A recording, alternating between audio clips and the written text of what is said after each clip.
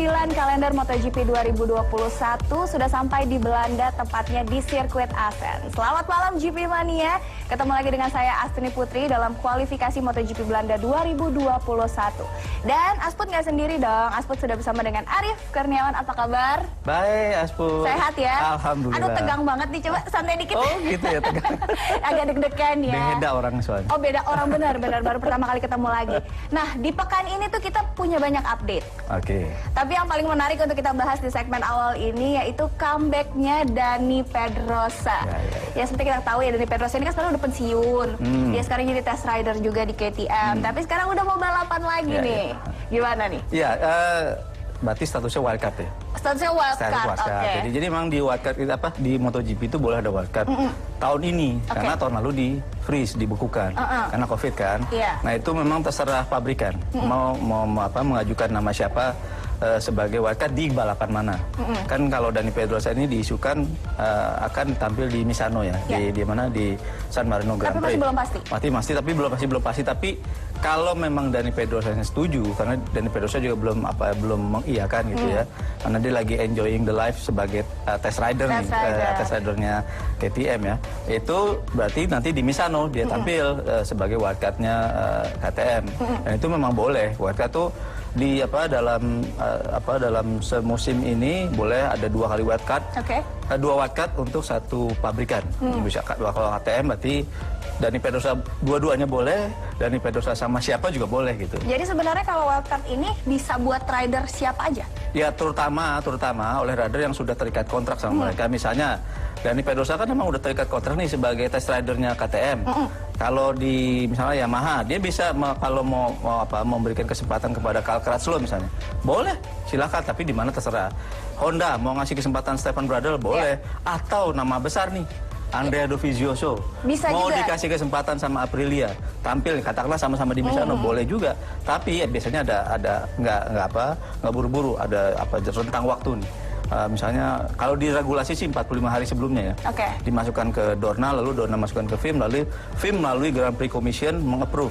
Ya gitu. Tapi emangnya kayaknya banyak juga yang penasaran kan, Dani Pedrosa ini sosok di balik kesuksesan KTM RC16 ini ya. Betul. Dalam pengembangannya. Nah banyak yang penasaran juga, nah kalau dia di baliknya aja itu dia bisa berhasil, bagaimana kalau dia turun langsung gitu kan. Banyak yang penasaran nih, kayak kangen juga dengan aksi dia. Betul. Jangan lupa Asput, dia Dani Pedrosa ini pembalap yang ini sebenarnya kalau kita lihat koleksi kemenangannya di MotoGP itu lebih dari 30. Waduh, banyak banget ya. Kalau misalnya setahun 10 dia paling nggak udah 3 kali juara dunia nih. Tapi kan dia sayangnya karena karirnya kan panjang.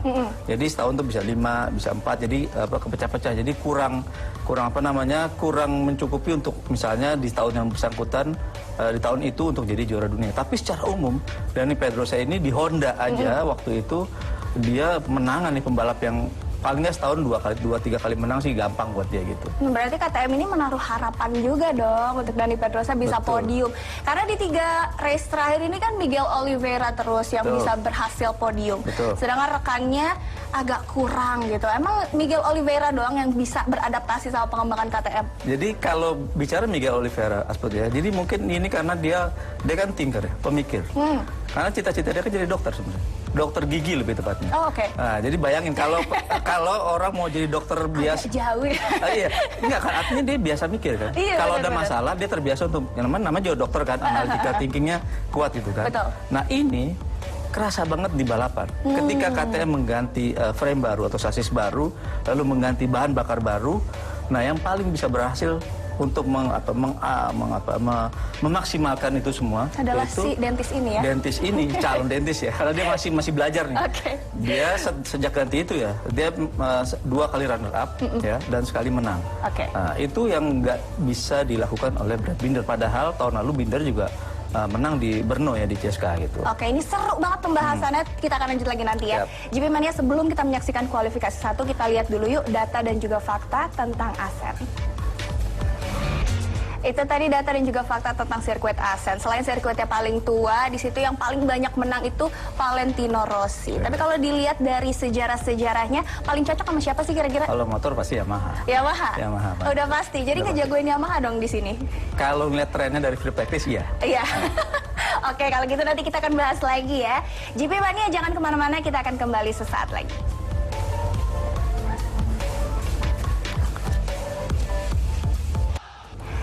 Masih bersama kami di kualifikasi MotoGP Belanda 2021. Nah, lanjutin soal sirkuit tadi nih, kan jadinya jagoannya Yamaha nih ya, karena paling sering menang Yamaha. Tapi kalau misalnya kita lihat, ini salah satu sirkuit yang jadi favoritnya para rider. Mau yang udah senior, yang udah rookie, katanya layoutnya itu nyaman lah buat mereka. Gitu gak sih? Iya, tapi pembalap biasanya kalau suka sirkuit itu ada banyak faktor. Pertama karena historical. Tadi kan sudah disebutkan tadi, itu ini satu-satunya balapan yang ikut melahirkan MotoGP dari tahun 1949. Ya, ini satu-satunya balapan yang misalnya nih ada Belgia, Grand Prix Belgia di sirkuit Spa-Francorchamps. Itu udah nggak ada lagi. Tourist Trophy, Isle of Man itu juga udah nggak ada lagi. Nah yang masih ada ini nih, TT Assen atau Grand Prix Belanda. Jadi ini secara historis ini disukai. Kedua layoutnya. Layoutnya ini apa ya, kalau bilang tuh nggak bisa diem. Pembalap ya, jadi pembalap tuh boleh bilang jarang ngerem lah di sini. Flowing ya. Lanjut terus ya. Jadi beda kayak misalnya Red Bull Ring di Austria. Itu kan stop and go. Tikungan pertama set berhenti terus tancap gas lagi. Berhenti tancap gas lagi. Nah di Assen ini enggak, karena layoutnya itu flowing, nah itu disukai pembalap. Itu biasanya adrenalin pembalap tuh nggak pernah berhenti, misalnya itu nggak pernah tarik napas lah, nggak terus saja itu terus. Nah itu disukai oleh pembalap kedua. Dan yang nggak kalah penting, penonton di Belanda kalau normal itu selalu penuh. Padahal Belanda seumur-umur nggak pernah punya pembalap jago. Iya, dan kalau penuh itu sampai 90.000 penontonnya. Itu berarti animo masyarakat itu luar biasa ya. Luar biasa, benar. Ngaruh juga lah ke ridernya. Oh iya benar, betul. Kalau sekarang pandemi ini pasti dibatasin ya? Iya, laporannya 11.000. 11.000, aduh jauh banget. Nah ini kita lihat nih layoutnya di belakang. Oh iya, layoutnya. Ini layout dari sirkuit Assen. Assen ini punya belokan ke kanan. 6 tadi, 10. 10, belokan ke kiri. Yang 6 cuma. Oke, dengan 4,5 ya? 4,5. Jadi kilo. kalau melihat dari layoutnya sih ini tergolong sirkuit yang tadi kita udah singgung, fast and flowing ya. Tapi ini tricky juga, terutama di bagian terakhir. Bagian terakhir itu kan ada chicane yang kalau kita cut the chicane itu kena penalti. Kalau lagi free practice, qualifying itu waktunya dibuang, dihapus. Tapi kalau lagi lomba tergantung berapa kali dia kena memotong itu. Kalau motong langsung biasa harus ngasih jalan. Kalau berkali-kali motong itu bisa kena long lap penalti. Gitu. Jadi ada di trikinya di situ, terutama di section terakhir itu juga memang yang paling mengundang tontonan gitu. Iya, nih ada yang menarik lagi nih tentang sirkuit Assen. Ya kalau misalnya kita di tenis ada istilah Grand Slam, di F1 juga ada Grand Slam. Di sini juga secara informal ada. Iya, betul. Dan salah satunya adalah Assen ini. Ya, mungkin Grand Slam itu dulu kita mesti jelasin ya. Jadi Grand Slam itu turnamen. Kalau di tenis itu turnamen utama ya. 4 turnamen utama ya. 4 turnamen utama kan. Kalau di F1 sebenarnya juga unofficial ya. Ada Monaco, ada Grand Prix Inggris di Silverstone, ada Monza di Italia, ada Belgia di Spa-Francorchamps. Sama di MotoGP juga ada Assen, udah pasti nomor 1 nih. Assen nomor 1 nih, karena memang tadi kita udah ceritain kenapa pembalap tuh semua pengen balapan di sini, pengen menang di sini gitu ya. Favorit kan, bener kan? Ini hampir semua pembalap itu memfavoritkan Assen.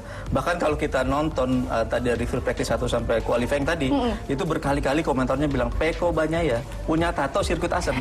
Itu beneran. Saking sukanya sama Assen gitu ya. Nah, terus kalau kita Grand Slam 4 ya, itu ada yang kedua tuh di Phillip Island di Australia. Di Australia. Terus ada Jerez di Spanyol. Satu lagi di Itali, Mugello.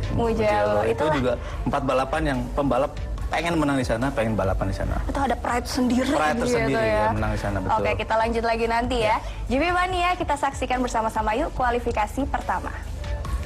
Toh bangun emang ya Marc Marquez ini. Di free practice 2 jatuh juga, di kualifikasi 1 jatuh juga. Emang gak separah free practice 2 sih. Betul. Tapi Marquez juga bilang efek dari jatuhnya dia di free practice 2 itu kerasa sampai sepanjang hari ini. Jadi dia nggak bisa maksimal, bahkan walaupun dia bisa jago membuntuti balap, kali ini nggak. Dia tadi malah bikin kesalahan sehingga jatuh, dan dia bilang ini karena saya terlalu nge-push di saat badan saya belum sebenarnya efek kemarinnya itu masih kerasa. Dia juga sebenarnya belum pulih banget dan dia harus jatuh lagi gitu ya. Betul. Oke, nanti kita lanjut lagi. GP Mania jangan kemana-mana ya. Kita akan kembali lagi setelah pesan-pesan yang mau lewat berikut ini.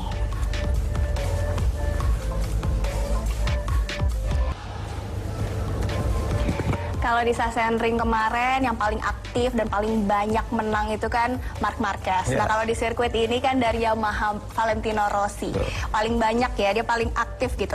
Nah kalau misalnya dilihat sekarang cuma dia agak kesulitan. Sebenarnya apa yang kurang atau yang berbeda dari cara balapannya dia sampai sekarang dia kayaknya agak susah untuk podium padahal dulu jago banget gitu. Kalau cara membalap sih mungkin masih sama ya. Cuma memang faktor nggak bisa. Kita nggak bisa siapapun penggemar Valentino Rossi itu harus mengakui bahwa faktor usia itu sudah membuat seorang Valentino Rossi itu berbeda ya. Dia kan memang paling suka dia sering start kurang bagus itu ya. Tapi buat dia nggak masalah karena selama dia pede dengan motornya, apakah dulu di Honda atau di Yamaha, itu dia tenang aja. Dia bisa men-chasing pembalap, ngejar pembalap, dan itu yang membuat hiburan banyak orang kan. Di antaranya kenapa Valentino Rossi disukai dan diidolai oleh jutaan penggemar di seluruh dunia karena dia tuh cara dia menang itu yang elegan ya, chasing pembalap lalu di 2 atau 3 lap terakhir baru nyusul lalu menang. Menarik untuk ditonton banget. Menarik untuk ditonton. Dia emang entertainer ya. Saya terus terang masih ingat banget waktu dia menang di kelas 125 cc ya. Di Sentul itu dia habis begitu finish langsung bukan tepuk tangan, tepuk kaki. Itu benar-benar itu yang buat saya wah gila. Dia sangat out of the box ya. Iya, jadi dia cara dia menghibur penonton itu emang luar biasa. Jadi mau menghibur sekali ini para fans. Makanya sampai umur segini pun masih balapan karena masih banyak yang senang. Nah, sedangkan tim Racing VR46 ini sudah resmi join dengan tim satelit Ducati di tahun 2022. Nah, kalau misalnya Valentino Rossi masih kayak gini, nasibnya akan kayak gimana? Arab Saudi. Pangerannya pengen banget Rossi balapan. Tapi Rossi belum tentu. Dia pernah punya 2 tahun yang boleh dibilang nightmare lah ya. Karir dia di MotoGP sama Ducati kan itu nightmare ya. Podium aja susah gitu kan. Nah itu dia masih mikir-mikir, bukan berarti dia nggak suka. Ada tim dia disupport oleh Ducati dan didanai oleh Arab Saudi. Bukan, dia senang timnya dia tampil karena memang Dorna pun sudah dari dulu Carmelo Espeleta bilang dari sebelum tim ini di approve ya, itu pasti ada satu shot buat tim Valentino Rossi karena saking legendnya Rossi gitu ya. Nah itu tapi Rossi bilang belum tentu dia balapan di tim itu, tapi pangerannya sih masih ngebujuk terus nih. Kalau bisa dia sama Luca Marini, oke gitu kan. Luca Marini kan tahun ini tampil di MotoGP. Sosoknya Valentino Rossi ini sangat luar biasa, berpengaruh ya di dunia MotoGP. Tapi sayangnya sekarang nih Petronas Yamaha SRT lagi agak apes gitu ya. Dianya juga kurang perform, Morbidelli juga cedera lutut. Ini kabarnya gimana sih? Apa cederanya tuh parah nggak sih? Ya, operasinya udah selesai ya, udah berhasil. Cuma memang recovery-nya harus 8 minggu. 8 minggu berarti kan 2 bulan ya.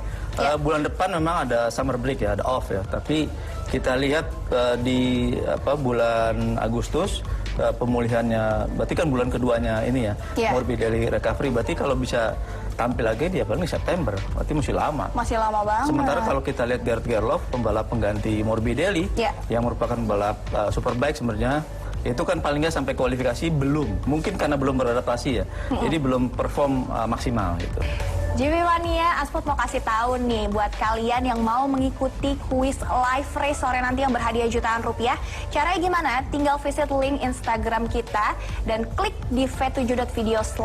Setelah itu pilih event, terus langsung registrasi deh di kuis MotoGP. Dan akan ada kuis QR Code juga, jadi standby handphone ya. Sekarang kita break dulu, jangan kemana-mana.